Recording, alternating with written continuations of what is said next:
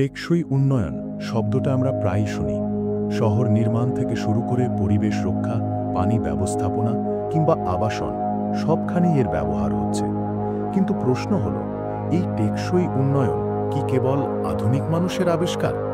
প্রায় ৪,৫০০ বছর আগে, যখন পৃথিবীতে ছিল না বিদ্যুৎ, যান্ত্রিক গাড়ি কিংবা কংক্রিটের উঁচু ভবন, ঠিক তখনই এক প্রাচীন জনগোষ্ঠী গড়ে তুলেছিল এমন এক শহর যেটাকে আজও বিশ্বের অন্যতম টেকসই শহরের উদাহরণ বলা হয়।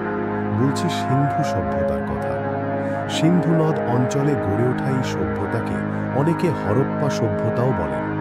তাদের নগর পরিকল্পনা ছিল এতটাই নিখুঁত যে আজকের আধুনিক টেকসই নগর ব্যবস্থাকেও হার মানায়।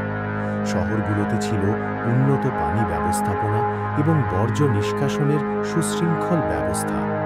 যেসব সমস্যা আজকের দিনে অনেক শহর সমাধান খুঁজছে, সেই সমস্যাগুলোর সমাধান তারা হাজার বছর আগেই করে ফেলেছিল।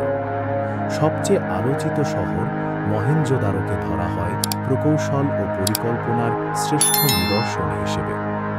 শহরটি গড়ে তোলা হয়েছিল গ্রিড প্যাটার্নে। রাস্তা, বাড়িঘর সবকিছু ছকে বাঁধা। প্রতিটি বাড়ির জন্য নির্দিষ্ট জায়গা রাখা এবং পানি নিষ্কাশনের ব্যবস্থা নিশ্চিত করা হয়েছিল।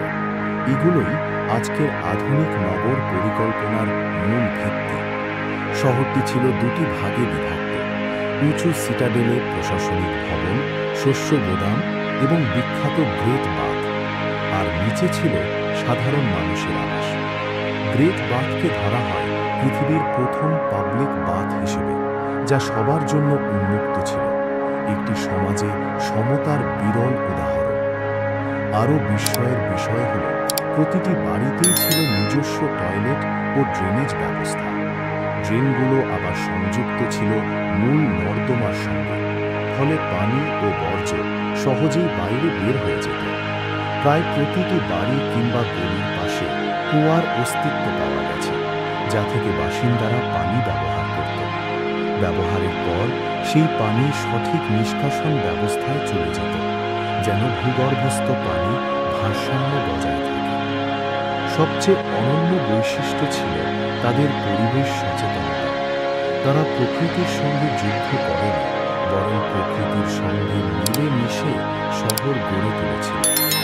প্রতিরক্ষার জন্য বিশাল দুর্গ বানানোর বদলে তারা শহরকে উঁচু জায়গায় নির্মাণ করেছিল, যেন বন্যা বা নদীর প্লাবন সহজে পৌঁছতে না পারে। সিন্ধু সভ্যতা শুধু ইতিহাস নয়, এটি ভবিষ্যতের জন্য এক বড় শিক্ষা। তারা দেখিয়ে গেছে, উন্নয়ন মানে বড় বড় ভবন বানানো বা বিলাসী জীবন নয়। প্রকৃত উন্নয়ন তখনই টেকসই হয় যখন মানুষের প্রয়োজন, প্রাকৃতিক ভারসাম্য এবং সামাজিক সমতা একসাথে রক্ষা করা যায়।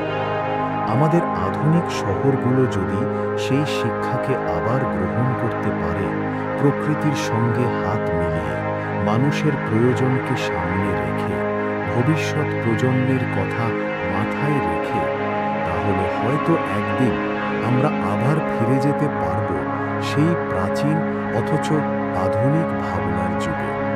বন্ধুরা, এই ভিডিওটি যদি ভালো লেগে থাকে, তাহলে কাল তরঙ্গ ইউটিউব চ্যানেলে সাবস্ক্রাইব করতে এবং আমাদের ফেসবুক পেজে লাইক দিতে ভুলবেন না। ভিডিওতে আপনার মতামত জানান কমেন্টে, আর জানাতে পারেন ভবিষ্যতে আপনি কেমন ধরনের ভিডিও দেখতে চান।